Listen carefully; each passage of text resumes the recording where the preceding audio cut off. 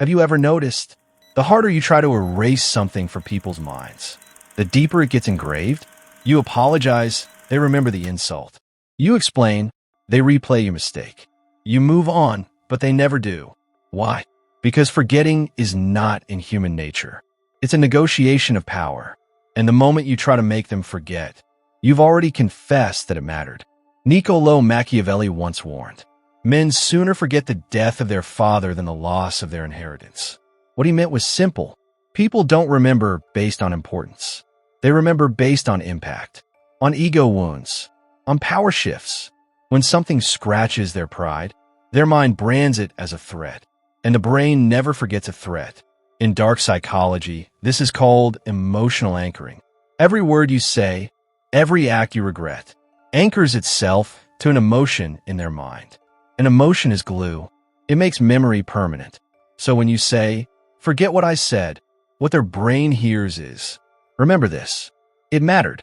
You've just fed the very demon you wanted to starve. Humans don't hold memories. They hold leverage.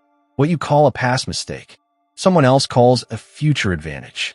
Every time you slip, someone records it, not in their phone, but in their power ledger. That's why silence is a stronger defense than explanation.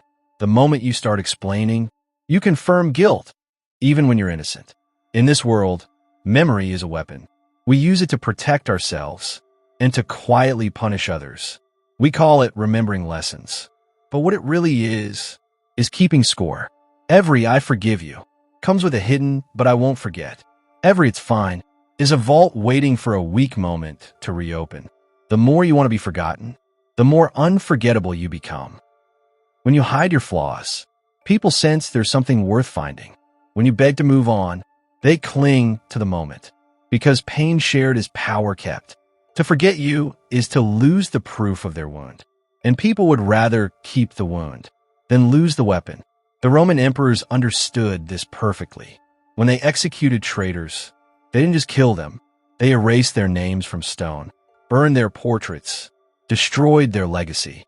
It was called damnatio memoriae, the condemnation of memory. Yet centuries later, we still remember their names, because the act of erasing them made them immortal. You see, to destroy memory is to acknowledge its power, and what we try to erase becomes eternal. A true strategist never tells people what to forget. He simply gives them something louder to remember. If you want people to forget your failure, create a success that overshadows it.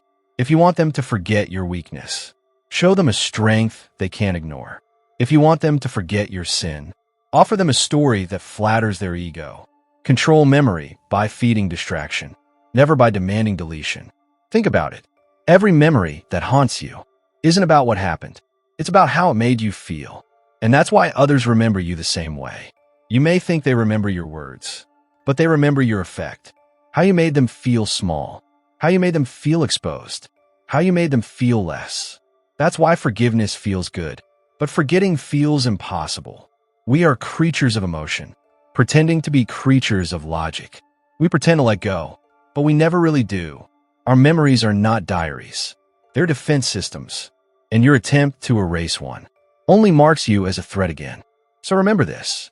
People don't forget because they hate you. They forget only when it's no longer useful to remember. If you want to disappear from their minds, stop fighting their memory. Starve it. Don't explain. Don't remind. Don't prove. Let silence rot their curiosity. Let time turn relevance into dust. And, as Machiavelli might have said, he who controls perception controls power. And memory is perception immortalized. You cannot make people forget. You can only make forgetting no longer worth remembering.